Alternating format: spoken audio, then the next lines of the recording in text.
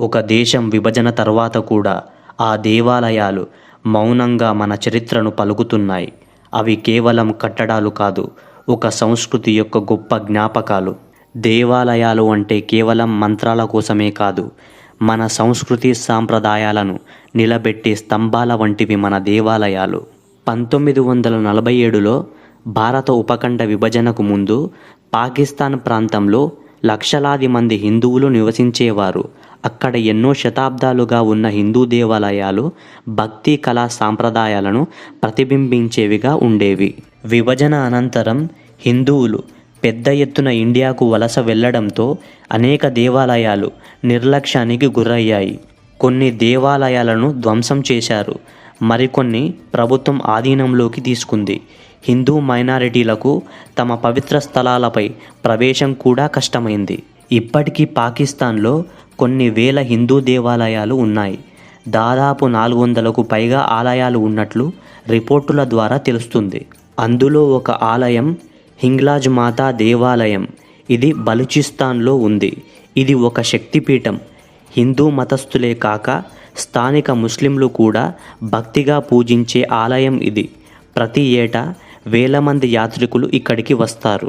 కాటాసరాజ్ దేవాలయం. ఇది పంజాబ్లో ఉంది. ఇది శివునికి అంకితమైన ప్రసిద్ధ దేవాలయం. ఇతిహాస కథల ప్రకారంగా ఇక్కడే శివుడు అతని భార్య అయిన సతీదేవి మరణవార్త విని కన్నీరు విడిచాడని అంటారు. ఆ కన్నీటితో ఏర్పడిన సరస్సే కాటాసరాజ్ సరస్సు.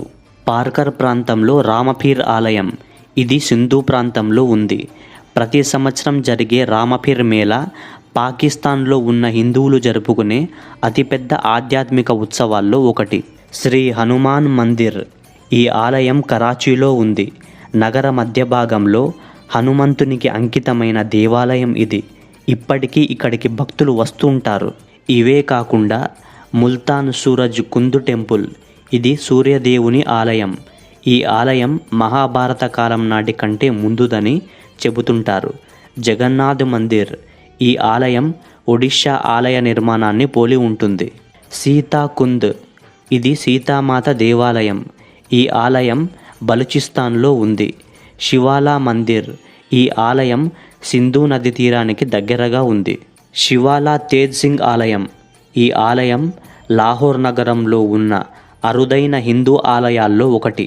ఈ ఆలయాలు కేవలం పూజా స్థలాలు మాత్రమే కాదు, అవి భారతీయ సనాతన ధర్మాన్ని, సంస్కృతిని, దశాబ్దాల హిందూ మత చరిత్రను చెప్పే సజీవ సాక్ష్యాలు.